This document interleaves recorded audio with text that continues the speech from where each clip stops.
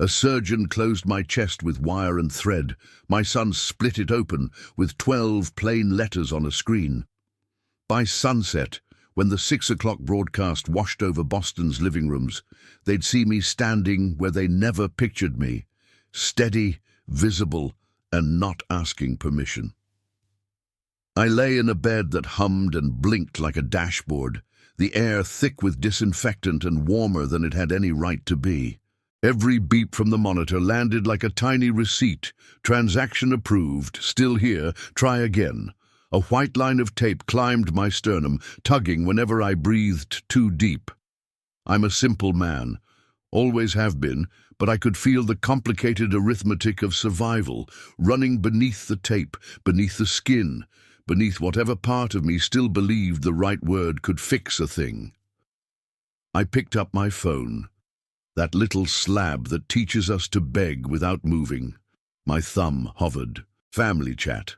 The last 6 months were in there. Pictures of a golden retriever in Red Sox bandanas, links to articles nobody read, birthday balloons reduced to dots and thumbs, a lot of "can you," followed by my name.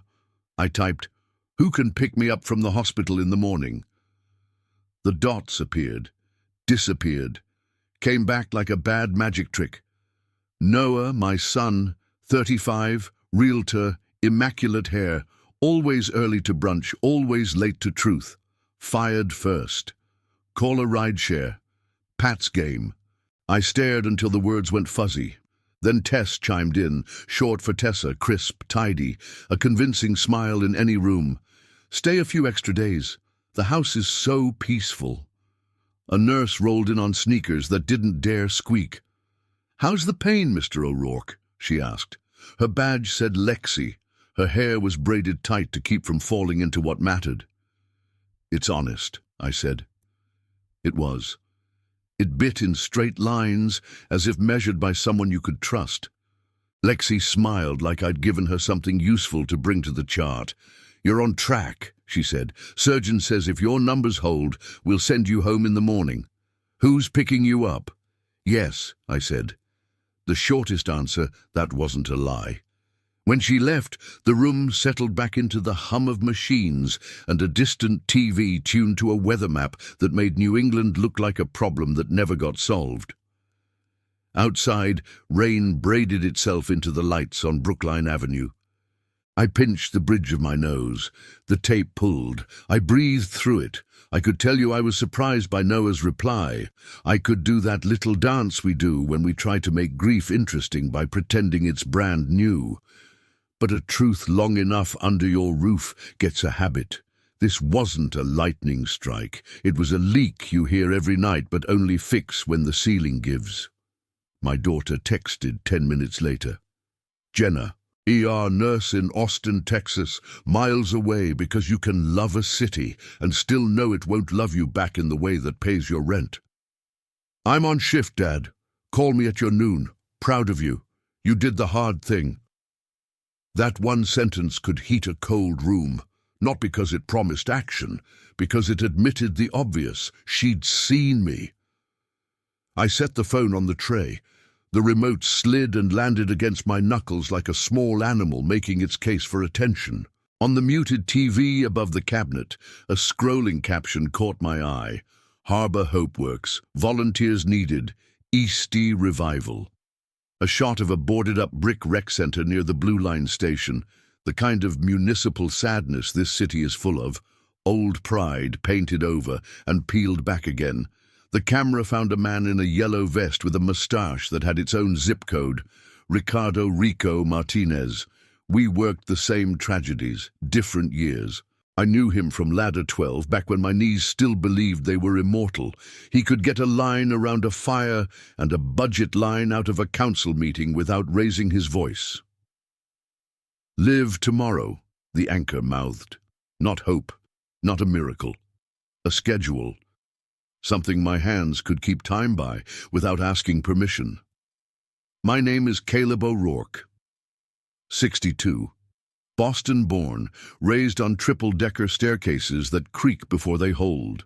32 years with the Boston Fire Department, 24 active, 8 training the kids to lay hose and keep their heads.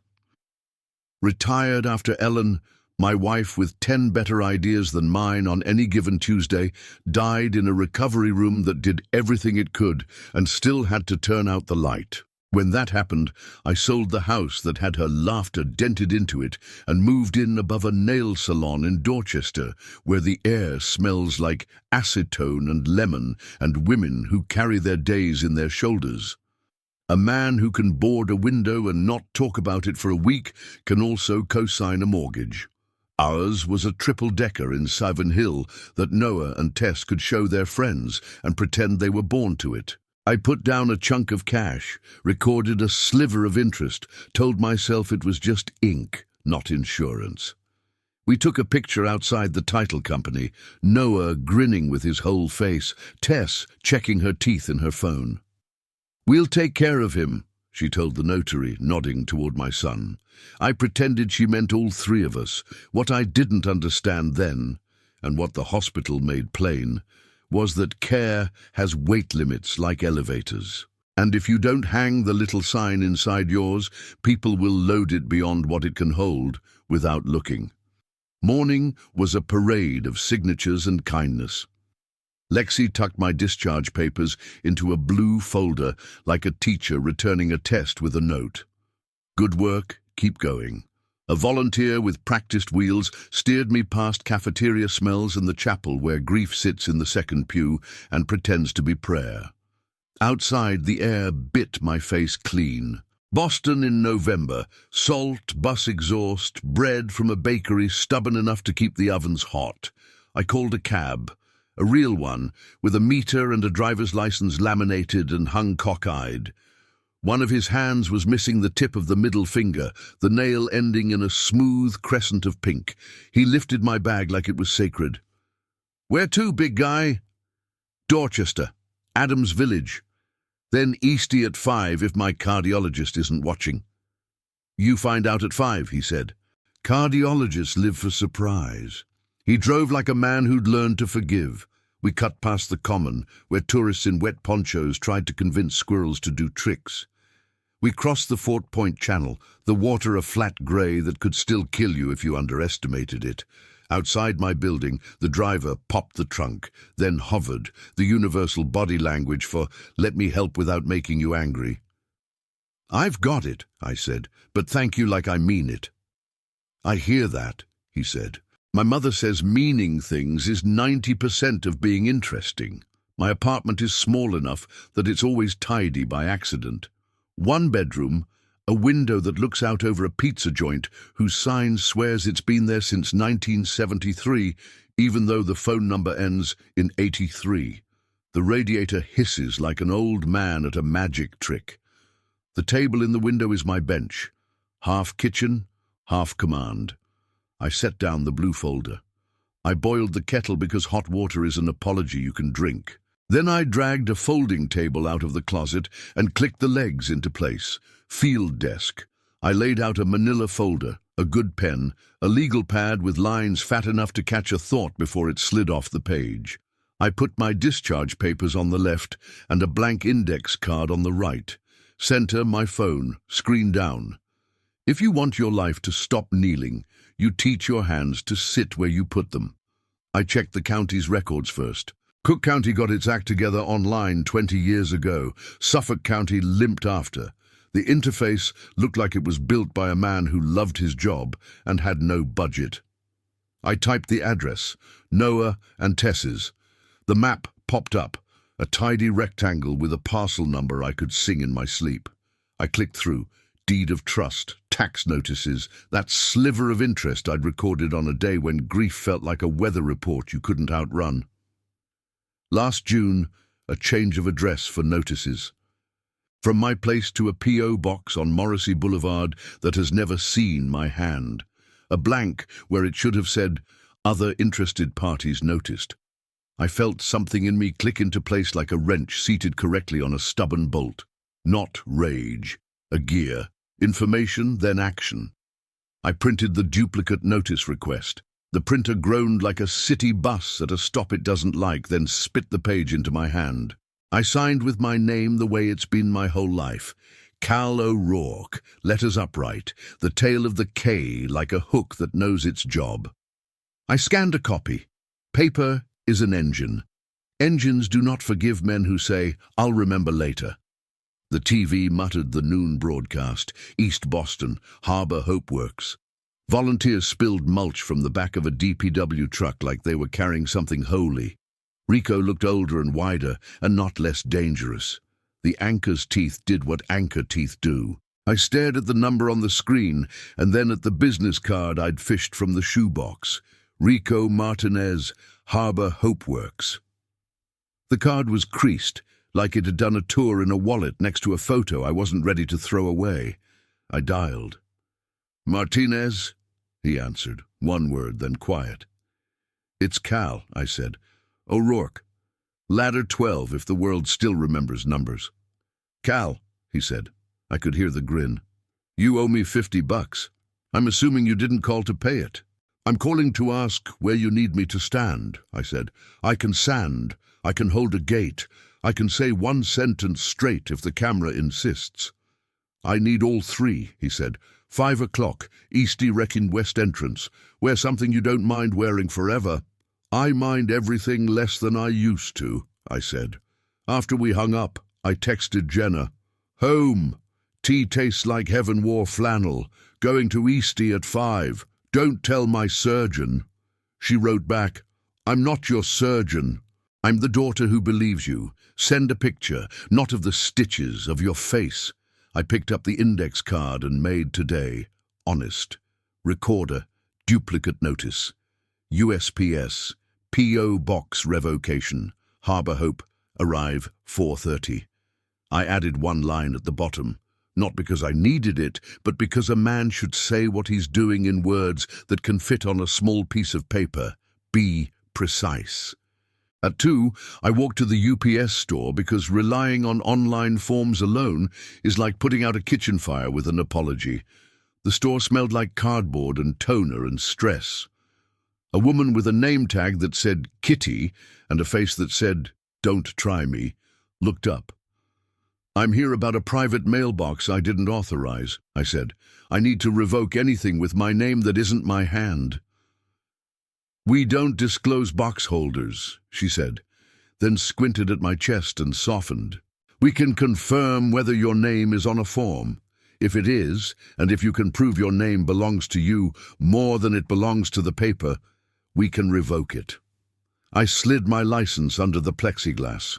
She typed like a person who was tired of people assuming the computer ends conversations.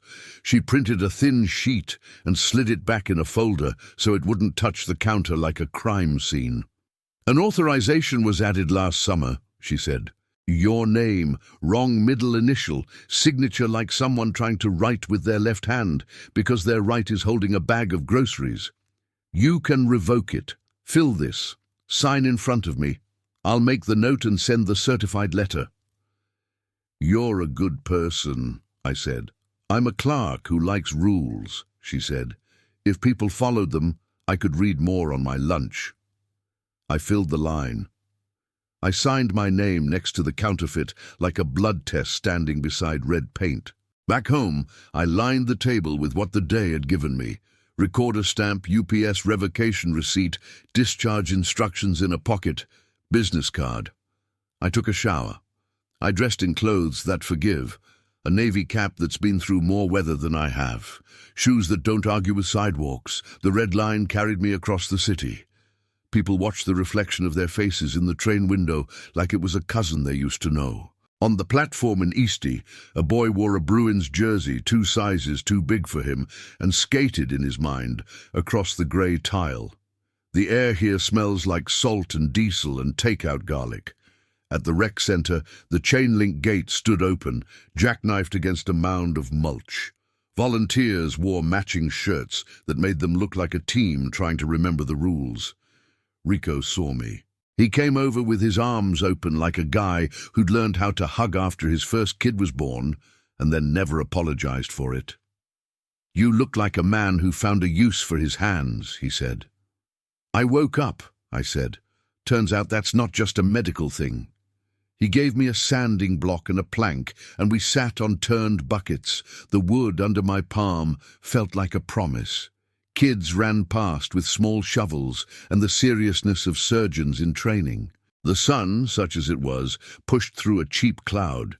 "You good?" Rico asked after a while, not yelling over the noise, just speaking truth into my ear where it had a shot of landing. "Repaired," I said.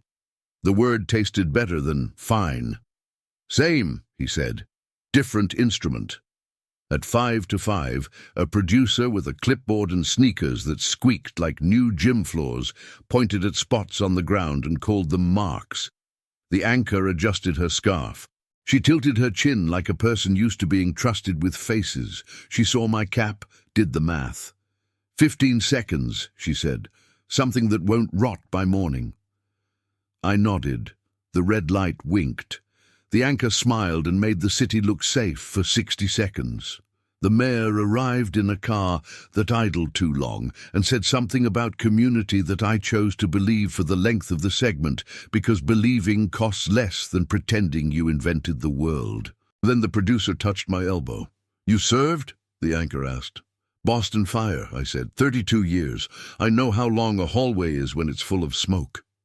"What does this mean?" she asked, chin toward the plank. "The kids, the light that decided briefly not to leave."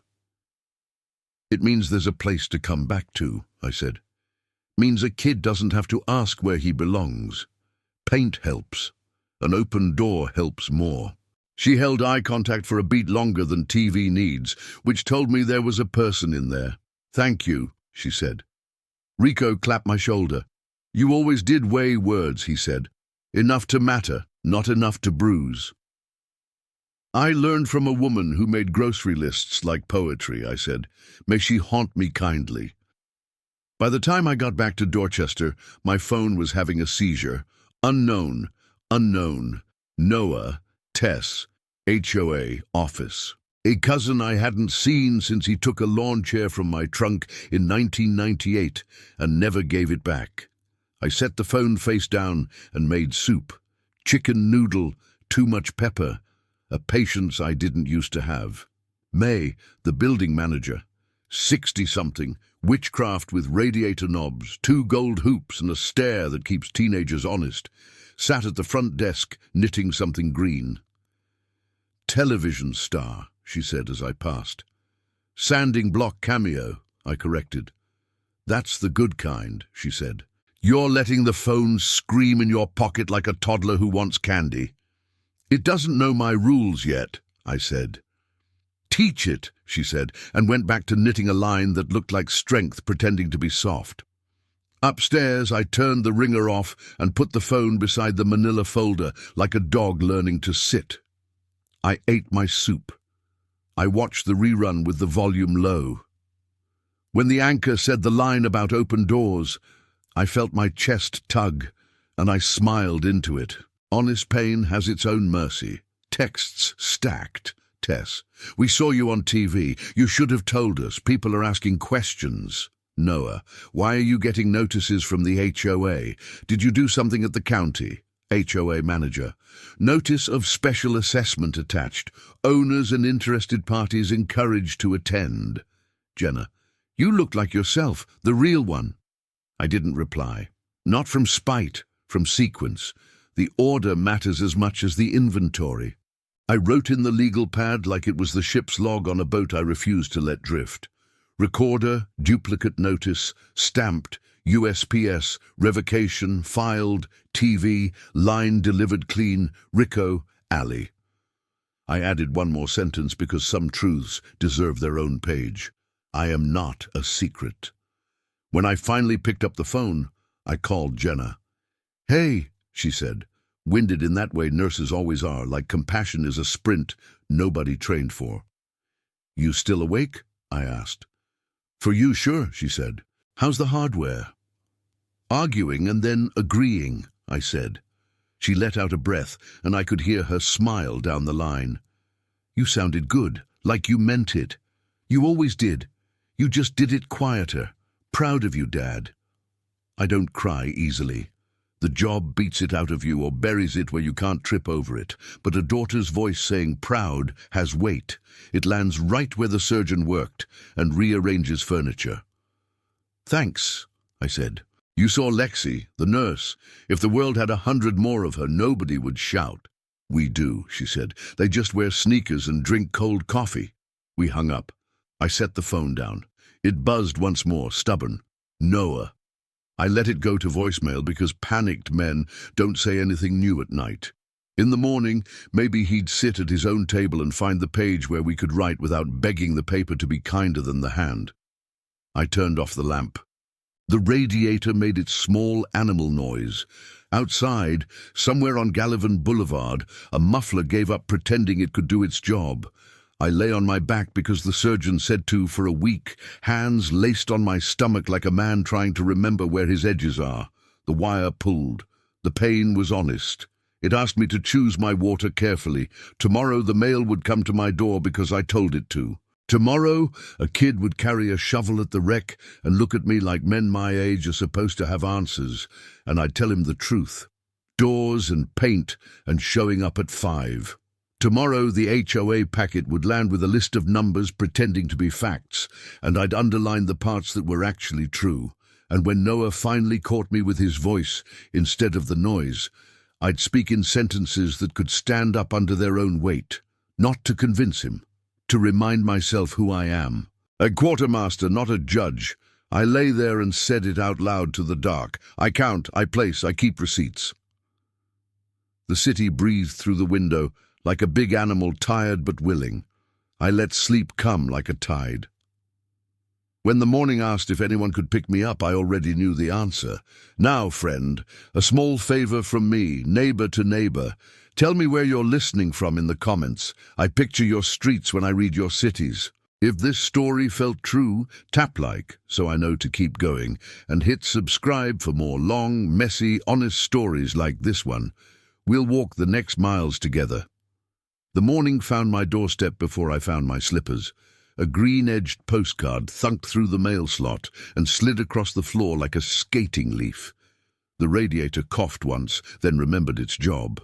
I lay there for 3 breaths, counting like the rehab nurse had taught me, 4 in, 6 out, until the tightness along the wire settled into an honest tug instead of a complaint.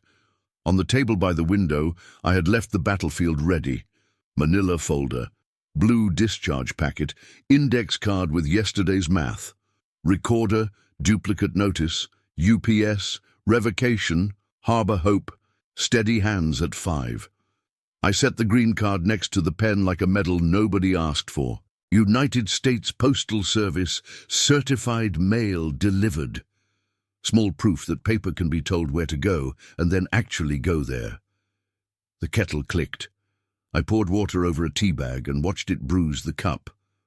On the muted TV, MBTA alerts crawled along the bottom like bad fortune cookies. Shuttle buses replacing service between Government Centre and Lechmere. In the corner, a weather map drew a blue hand over New England, all apology and none of it personal. My phone buzzed once, then again with the clipped urgency of a work email written by someone drinking coffee too fast. Subject, notice preference update recorded. Parcel, Savin Hill, Unit 2B. From Suffolk County Recorder. I opened it, standing because I read better on my feet. Duplicate notice request processed. Future notices will be sent to Cal O'Rourke, my address. I let the relief be small, the right size for what it was. Not victory, not even a clean fix. Just a valve seated properly after months of hissing. I'd expected the second email to be from Jenna. She keeps a nurse's schedule and a daughter's radar. Instead, the sender line read, Morrissey Row Condominium Trust via Sterling Property Services. A letterhead popped up with navy serif letters trying too hard to be a handshake. Subject, special assessment, roofing project, owners and interested parties. Dear owners and interested parties, the Board of Trustees will convene for a special meeting next Wednesday at 6:30 p.m. in the community room. Agenda 1. roof replacement budget variance. 2, temporary rent increase on parking spaces. 3, architectural variances compliance. The bottom line had the sentence I was hungry for. Owners and interested parties may address the board under item 1 for up to 2 minutes per person. Interested party. It's a phrase that sounds like a shrug and is actually a door. I printed the notice. The printer groaned and did its job anyway. The third email arrived with the plunk of a stone hitting the harbour. From Harbour State Bank, Collateral Services. Subject, secondary alert added. Collateral file 17 O'Malley Street, Unit 2B. The message was a paragraph of careful phrases. Per request, a courtesy alert has been placed on the collateral file associated with the above-referenced property. Any request to modify title or add remove liens will require notarized signatures of all parties of record. No changes will be made without verification. Most days, computers make me feel like a man told to use a wrench as a fork. Today, the screen felt like a sober friend. I called the number at the bottom. A woman picked up on the second ring and gave me a name and a kindness. This is Ariana Patel in Collateral. How can I help? It's Cal O'Rourke, I said. Thank you for the alert. I want to make sure your system coughs loudly if anyone tries to tickle the file. She laughed in a tired way, which is a good sign in a banker. It will cough, she said. I'll note that notarized signatures must match specimens we have on file. Out of curiosity, did you request the HELOC yesterday? HELOC, I asked, though I knew what the letters meant and didn't like them. Home Equity Line of Credit, she said. An application pinged preliminarily in our system last night. It did not move past the first gate. The alert you asked for stopped it from touching the collateral file. That's the point of the alert. Hold it exactly where it is, I said, and please note that any signature with my name should look like a man whose hand learned to write when nuns still kept rulers. I've dealt with nuns, she said. Consider it done. After we hung up, I stood still until my breath convinced my body we weren't in a fire. Then I wrote 3 lines on a fresh index card. Bank, HELOC flag, trust, meeting next wed, prepare remarks. 2 min. I underlined prepare because men like me can talk for an hour about hoses we no longer use, but will fumble a sentence that matters if we rely on swagger. Kitty from the UPS store called at 10. It's your favorite clerk, she said, voice flat in the way I love. Revocation is processed. The box holder got the certified letter. Also, a person came in last August with an authorization that had your name and a signature that thinks it looks like yours. We've pulled the security footage and confirmed the date for our records. If a postal inspector cares, we'll care louder. You didn't have to. I like rules, she said, cutting gently. You know what else I like? Watching men try not to lie on tape. Kitty, I said, and meant gratitude bigger than her name. You make me believe in boring systems.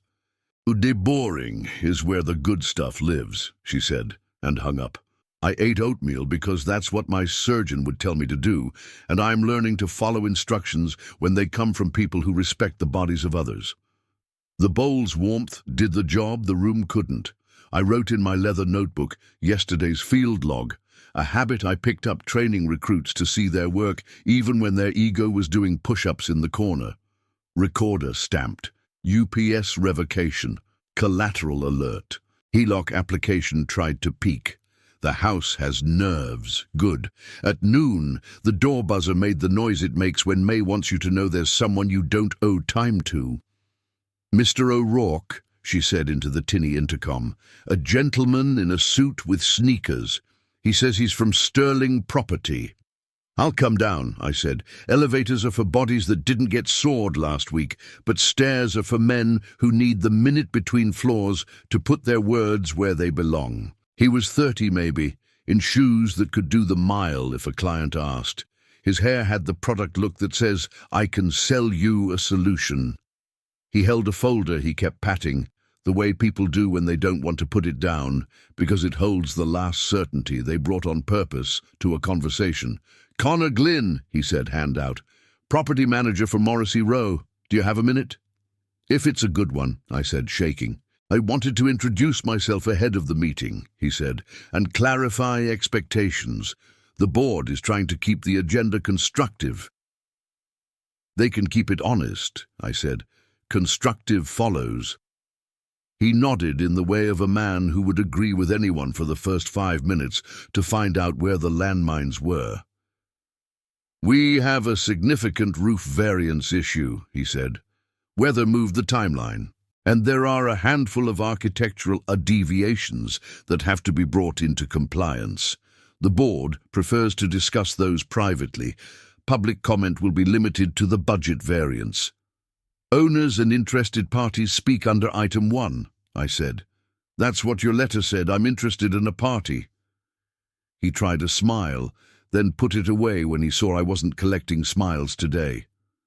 "We want to prevent grandstanding," he said. "You'll get none from me," I said.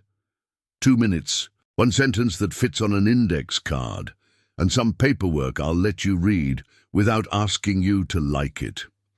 He shifted his weight from one sneaker to the other. "For what it's worth, it's good that you filed your duplicate notice," he said. "We've had mail issues." "You had a P.O. box that wasn't mine," I said. He blinked.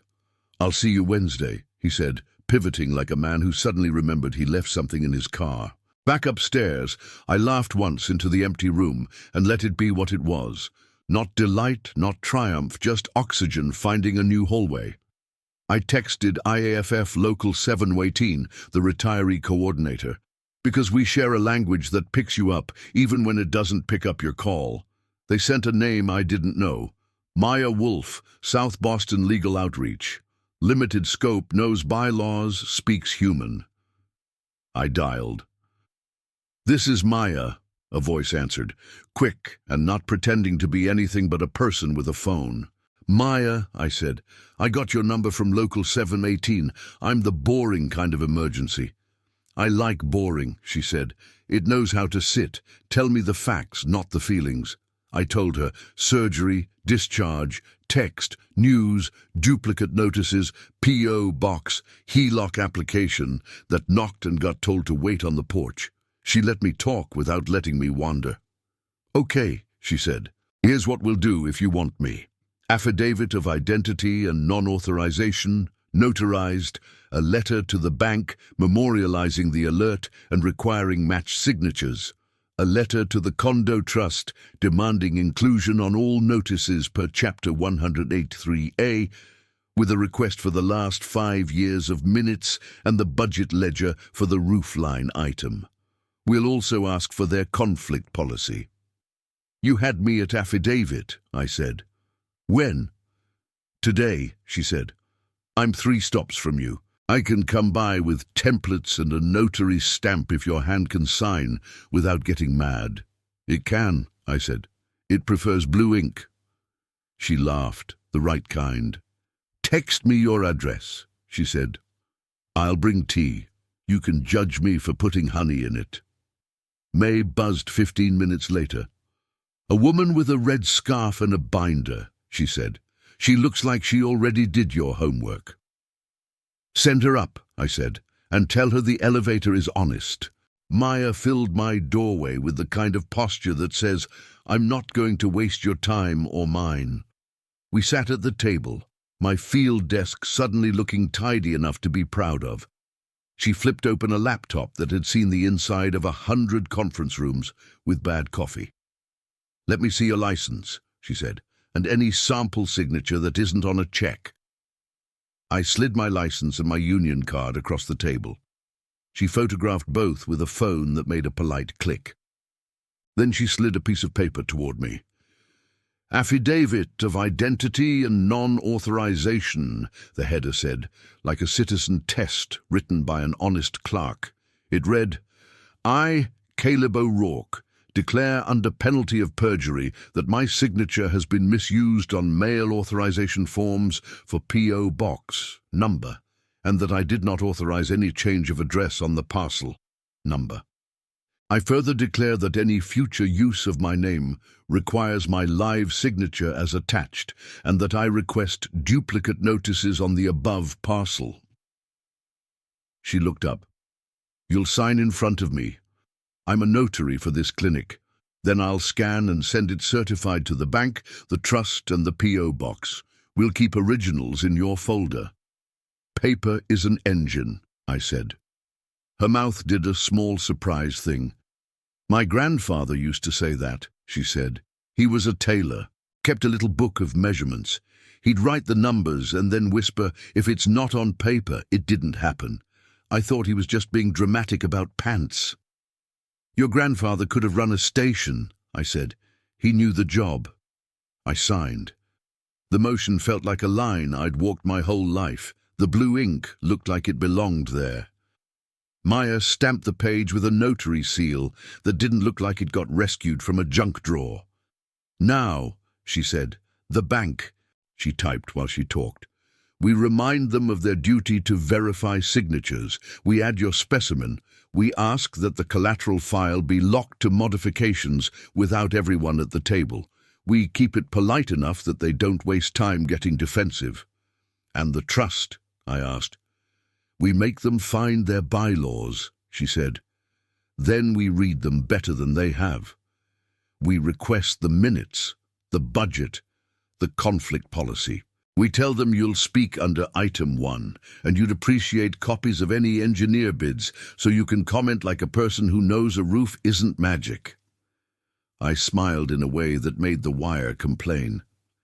"Thank you," I said. "I work in rooms where sentences do more than shout," she said, and slid her card toward me. "Call if someone tries to rearrange your name again." After she left, the apartment felt bigger. Or maybe I did. I texted Jenna. "I hired a lawyer who speaks human." She replied with a heart and a scalpel emoji, which is either a joke or a promise, and in our house those were often the same thing. At 3, I walked to the mailbox on .av because I prefer the sound a metal door makes when it slaps shut on a certified envelope to the frictionless nothing of an email sent. I fed 3 green cards into the box, bank, trust, P.O. box, and let the thunk settle something in my chest that pain medicine can't fix. On the corner, a guy in a Bruins cap sold knockoff gloves from a cardboard box. "2 for 10, he said. 1 for 6 if you're weird." "I'm weird," I said. He grinned, and I realized after that I should have bought both to keep the math simple for him. I went back and did that. We both felt better because the exchange was honest and barely required language. By 4:30 I was on the blue line again, breath matching the clank when the train hit the bad joints. The rec center gate stood open like it was learning how. Rico handed me a sanding block without saying hello because real friends talk after they give you a job. "You were on TV last night," a kid said, breathless. He had a shovel in one hand and a half-eaten slice of pizza in the other. "My uncle said you said the thing about doors." "I did," I said. "You like doors?"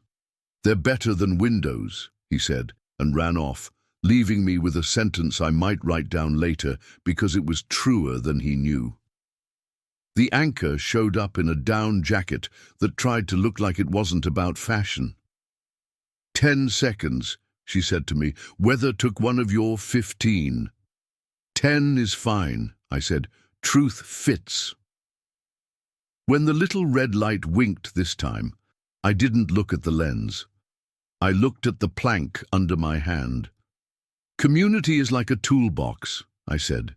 "You don't need every tool. You need the right ones, put back where you found them. Doors, paint, patience, people." When the light went dark, she let out a breath that fogged the air and looked like relief. "Thank you," she said. "That one was for me." On the walk back, my chest complained in the way of a fence post that's done a shift in wet ground. I listened, slowed, taught it we're partners now. May waited with her knitting in the lobby. "Your family came by," she said. "I told them you were at your second job being useful." Do they know where that is? I asked. They know where a TV camera is, she said. I suggested email. She lifted a manila envelope up without ceremony. They left this, she said. I did not read it because I don't speak fluent nerve. Thank you, I said. You run this place like a ship. She tilted her chin. I've had worse crews. Upstairs, I put the envelope on the table and made tea first because hot water is a boundary with steam. Then I opened the flap. Inside, 3 pages typed. Family agreement.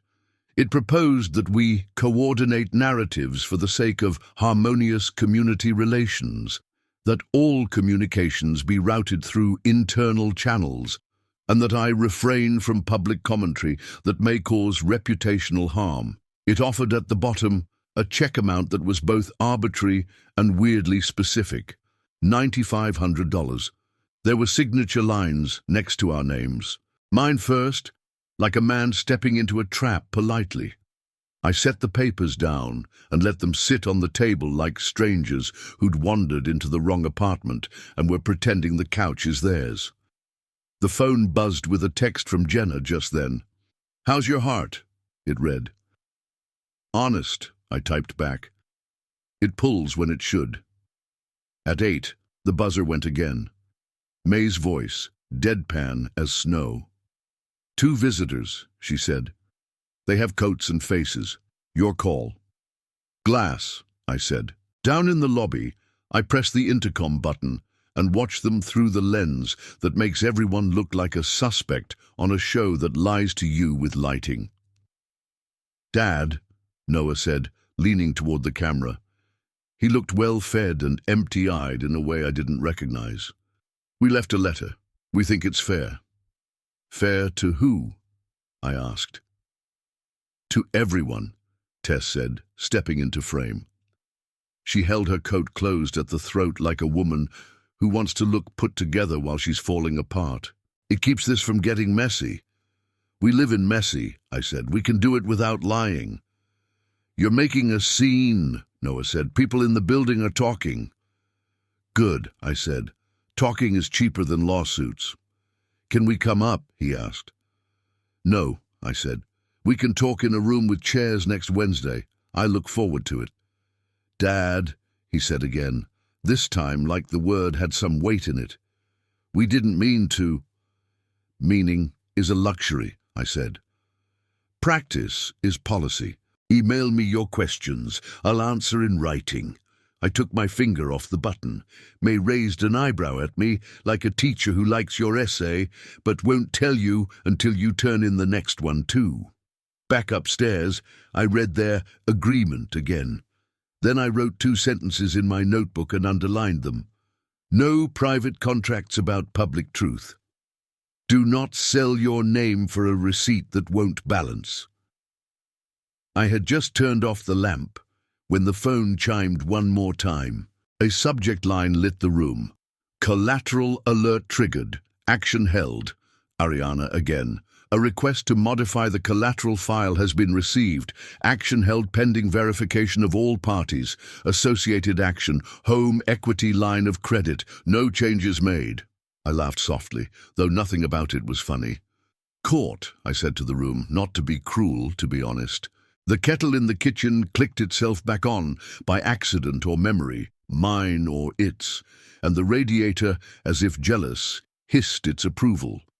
On the nightstand, I set my phone face down and laid my hand over it, the way you set a hand on a dog to tell it you're the boss and the friend.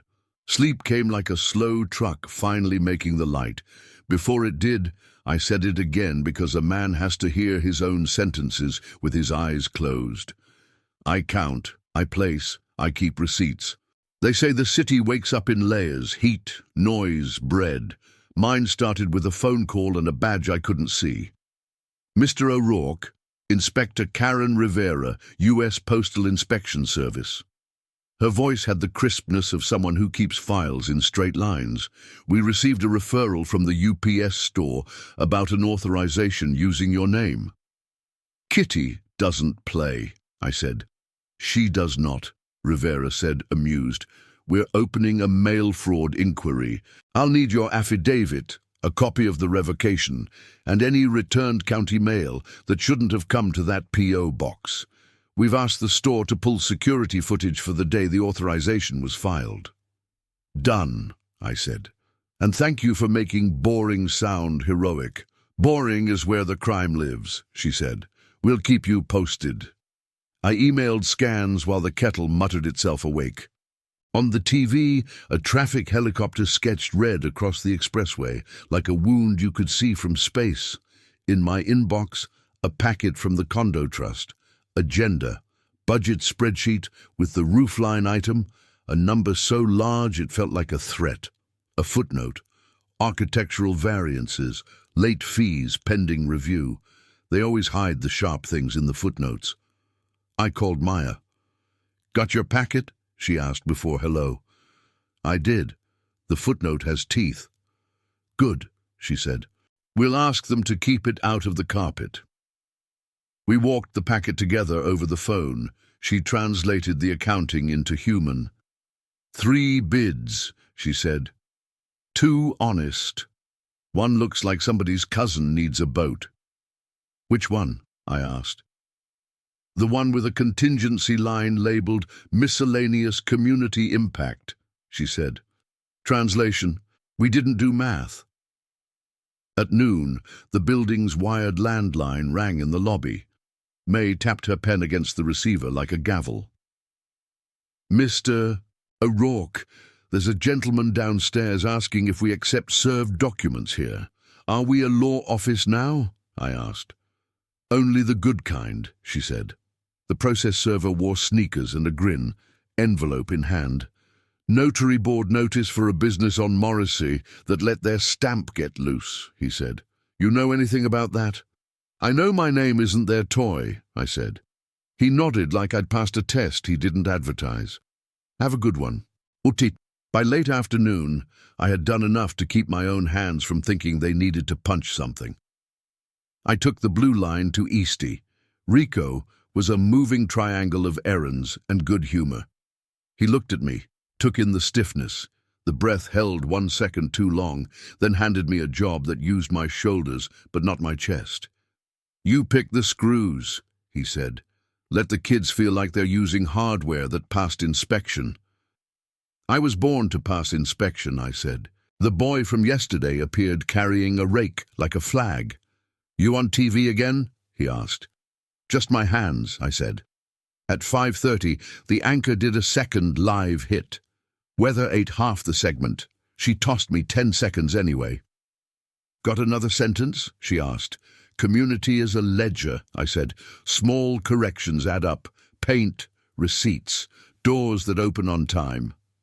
She gave me that little anchor eyebrow that means, "Thank you for making my job easy." When the red light went dark, my phone buzzed. "Jenna, you're collecting useful sentences. Put them in a jar." "On it," I typed. Back home, a brown envelope from Harbor State Bank leaned against my door like a tired dog. Inside, "Courtesy alert confirmed." Below, "Note, preliminary HELOC application held pending verification." I pictured someone at a kitchen table, tapping a number that wouldn't go through, calling it glitch, calling it timing, calling it anything besides, "We didn't ask the man whose name you used." The buzzer sounded once, May's voice, "Visitors with inflated patience." "Glass," I said and went down. Noah's jaw worked like he was chewing on a truth he didn't like. Tess stood with the careful stillness of a person trying to make a picture of herself they could keep. "We drafted an agreement," Tess said. "It's fair." "It's a muzzle," I said. "You can dress it up." "We're trying to save face," Noah said, voice low. "Save practice," I said.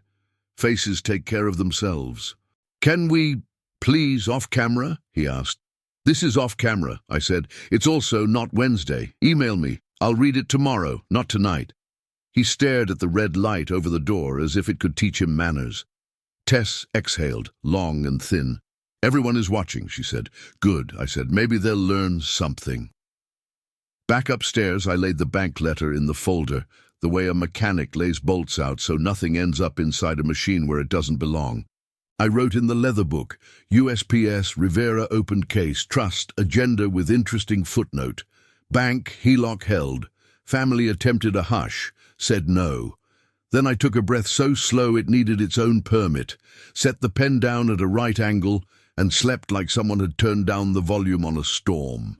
The community room at Morrissey Row felt like a classroom that never learned who it was for. Folding chairs, a thermostat nobody could agree on, a coffee urn thinking about doing its best. Check-in at 6:15 was a line of coats and grievances, a handwritten sign taped to the table, owners, interested parties. I printed my name in the second column. Connor tried to hover without being furniture. 2 minutes, he said. Please keep it constructive. I'm allergic to grandstanding, I said. I brought a sentence and a policy. Maya slid in beside me with a red scarf and a binder. Minutes? She asked. Plenty, I said. We'll make them behave. Noah and Tess took second-row seats, him middle aisle, her edge. He glanced back at me and looked away fast, the way men do when they practice humility and chafe. The chair banged a wooden gavel that looked like it had been purchased in a hurry. Chair, Paul Kramer, an engineer with a talent for making words sound like road salt. Vice Chair, Elaine Park, a fourth-grade teacher who probably saves rooms for a living. Old business, Paul said. Roofing variants. Maya stood and lifted her hand. Point of order, she said, voice friendly enough to pass inspection. Per your own policy and Massachusetts law, board members must recuse from discussions where they or their households have a material interest.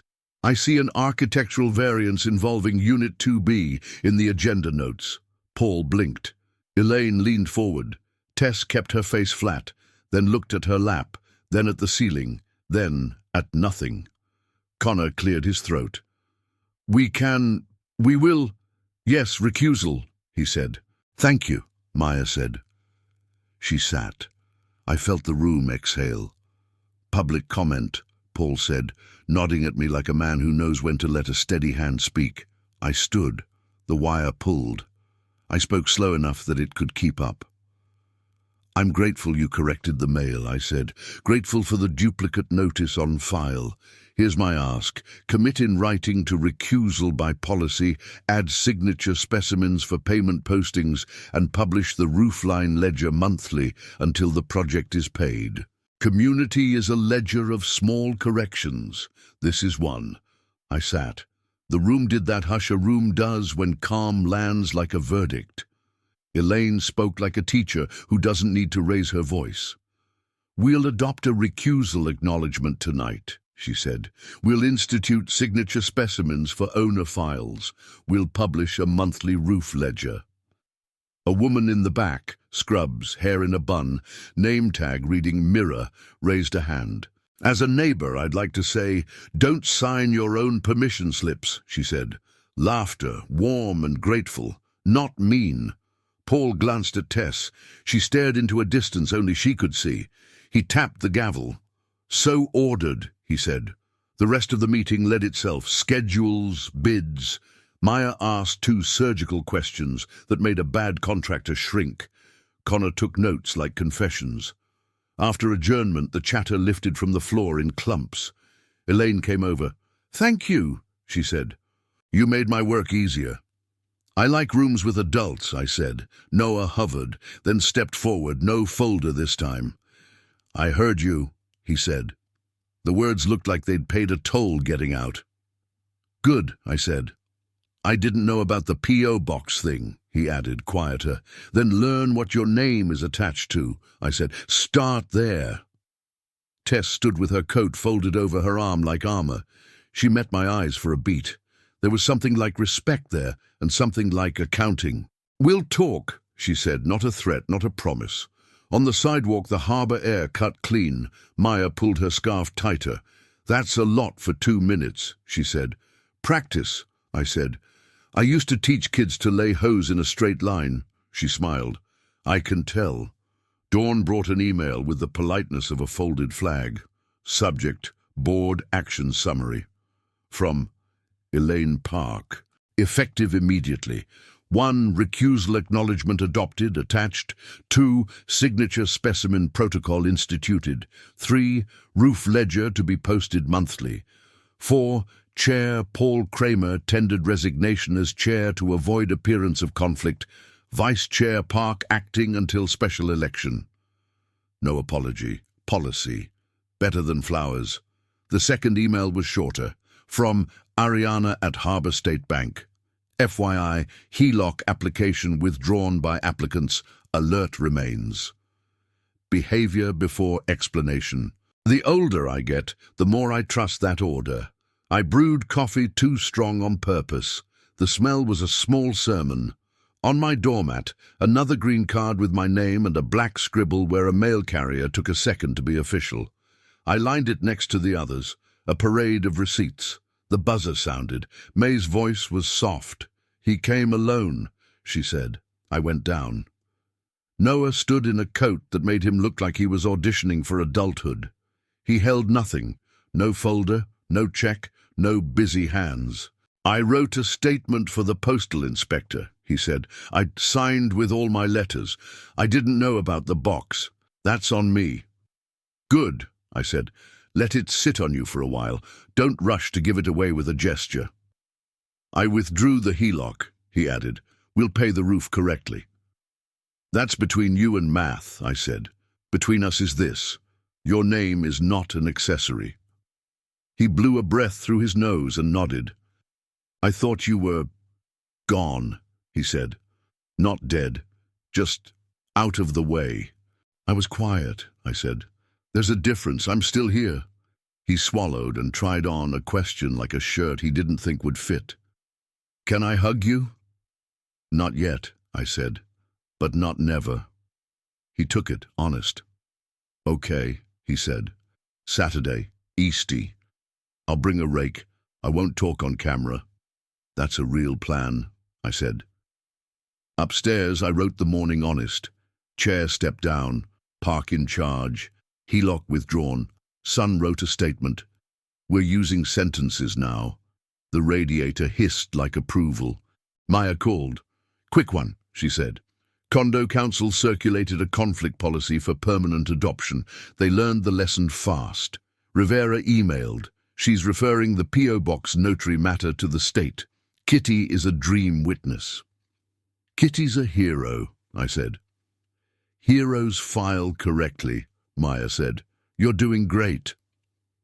"Don't jinx it," I said. "I'll see you Saturday. Bring screws. Someone will forget." Harbor State Bank's conference room had frosted glass and a ficus that kept doing its job. Ariana met me with a folder and an expression that said, "Let's not make this complicated. We can finalize a buyout for your recorded interest," she said. 10% of current appraised value. Cashier's check today. We'll record a quitclaim down the hall. "Blue ink," I said. She smiled. The notary watched my ID like a priest over a sacrament. I signed my name the way I always have. The stamp landed square. No brown blur, no wishing. Paper that knew its job. Ariana slid the cashier's check across. It sat there like an obedient animal. "You can wire," she offered. "Paper," I said. "Old habit." She laughed. "Habits kept my grandmother alive," she said. She labeled everything in her pantry, dates, contents, who it was for. "Your grandmother and I would have gotten along," I said. We recorded the deed at the clerk's counter. The stamp hit with that heavy sound that makes things real. Outside, the wind shoved the day around like a friend being too honest. I carried the envelope to Easty like it was a quiet risk. Rico had set up a folding table that looked like an altar because humility can borrow furniture when it needs to. "You don't have to," he said. "We'll keep building either way." "I don't want it in my house," I said. "I want it to turn into lumber." The Channel 7 crew was already there, half hidden under a blue pop-up tent. The anchor, Rachel, tilted her head, question in her brows. 30 seconds, she said. "Can you do finance without making me explain it to my mother?" 10, I said. When the red light came on, I didn't touch the check yet. I got paid for a sliver of a house, I said. A sliver I put my name on, because love makes you sloppy and careful at the same time. I don't want it. It belongs to harbor hope. Build a roof that doesn't lie. Call it a deposit in the ledger. Small anchor, big storm. Rachel's mouth did a small yes. The red light went dark. I slid the check to Rico, not like a ceremony, like a handoff on a job site. He nodded once. "Copy that," he said. "We'll make it wood by Tuesday." My phone howled numbers, unknowns, known, family. I put it in my pocket and let it perform. May had taped a new sign by the mailboxes when I got home. "Be nice to the radiator. It is old and doing its best. MGMT. I texted a photo to Jenna. "I love your building," she replied. "Tell May she's a poet." Saturday smelled like fresh-cut pine and coffee in paper cups. Eastie's sky had that low ceiling that makes everyone walk a little closer to the ground. Noah showed up with a rake and no speech. He looked at the screws and nodded at me like we were co-workers on a silent shift. He raked, he sweated, he didn't hover near the camera. At noon, he handed me a bottle of water with the straightness of a man who has finally realized his hands feel better when they're not empty. "I called the P.O. box and closed it," he said. "I called the trust and asked for the roof ledger. I'm reading the bylaws." "You'll learn where the verbs live," I said. "Mom would have liked this," he said, eyes on the bench we'd sanded. "She always did prefer nouns that didn't pretend," I said. Jenna texted a photo from Austin. Her break room, her second coffee, a sticky note stuck to a microwave. "Don't burn popcorn." She wrote, "I'm proud of your face. Also your sentences." Rivera swung by in a Red Sox cap. Civilian. A bakery box balanced on one arm. "Shortbread," she said, "stamped like little postmarks." "You people and your on-theme snacks," I said. "We live on metaphor," she said, then lowered her voice. "We'll be referring charges in the P.O. box matter. Kitty was surgical. The store log was clean. Video too." "Thank you," I said.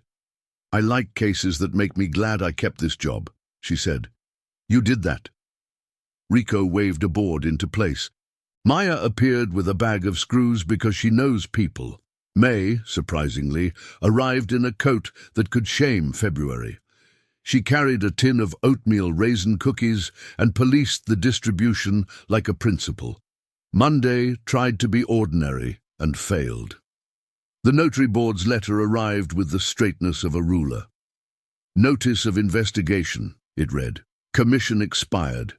Stamping under review." I slid it into the folder behind the bank letter and the green cards. Paper stacked like bricks. Elaine posted the first roof ledger online, numbers that behaved, actual dates, vendor names spelled right. The shady bid had been replaced with a contractor whose spreadsheets didn't wear cologne. I sent her a 2-word email. "Looks honest." She replied, "Practice matters." Maya texted a photo of the signed recusal acknowledgement. 4 names, room for more. "Permanent," she wrote. "Policy is a muscle." May's lobby sign multiplied. "No loitering except to compliment shoes. Be kind to the elevator. It is older than you." I thought of Ellen, who labeled jars with dates and jokes because both help you remember. I took a walk to the harbor. The wind lifted my cap and put it back down like a friend. A kid launched a paper boat into the water and watched it make a small, honest journey. I stood there and let my breath count itself. Back home, I wrote 3 lines in the leather book. Notary board opened. Roof ledger honest, policy permanent. Then I left the pen there on purpose, as if the room needed to know we weren't done with sentences. I didn't expect the call to be easy. It was important, which is different.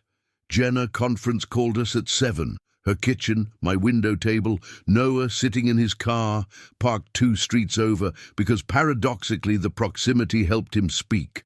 "I wanted to say it with both of you," he said. "I was wrong, not just about a thing. About the weather. I liked the version of the world where Dad was quiet because it made my shortcuts look like roads. He took a breath that didn't break. "I'm going to keep the ledger," he said. "Not for show, for me." "You can send me the first entry," I said. "Then keep the rest between you and the paper." Jenna made a sound halfway between a laugh and a sob. "You too," she said. "Look at you, using verbs right." We talked about roof schedules and the boy with the rake and May's cookie rationing. We didn't talk about apologies like they were a finish line. We treated them like a shovel. After we hung up, I stood at the window. Belmont Avenue carried people home. A bus sighed, did its job. I touched the edge of the table where 1,000 small decisions sat still and obedient. The wire in my chest tugged honest. I pressed my palm flat against it. A quiet salute. A week later, a grandmother sat on the bench we'd sanded and cut a grilled cheese into triangles for 2 kids who accepted that as the definition of love. The harbour wind put a hand on my shoulder and didn't push, just reminded. The condo posted its second roof ledger, on time, on budget, boring. The kind of boring that keeps you warm in February. The bank alert stayed. The P.O. box stayed shut. Rivera's case moved from open to filed, and then to, "We might not need you in court, but keep your phone on." I kept my phone on. I answered calls in the order they deserved. I donated the habit of anger to a goodwill that doesn't exist and kept the habit of paper. I made soup. I walked to the harbour. I let myself be a man whose heart pulls honestly and whose sentences don't try to be fancier than the truth. Noah brought a rake on Saturdays and kept his mouth closed around cameras. On a Wednesday, he asked if he could hug me. I said yes, because time had done the work I asked of it. He did it like a person who understands a hug is an agreement, not a receipt. I slid Ellen's label maker out of the drawer and made one small label, just in case. I stuck it on the inside of the manila folder where the green cards and the bank letter and the recusal forms lived. When I close the drawer, I can feel the weight of it. Not heavy, not light. True. People like grand morals. I like the small ones. Doors open on time. Paper remembers. Practice saves rooms from themselves. You don't sell your name for someone else's convenience. If you're lucky, you get to donate a check you didn't want to a thing that builds shelter.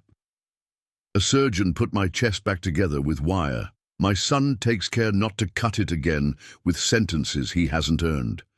We'll both keep our ledgers. We'll both keep receipts.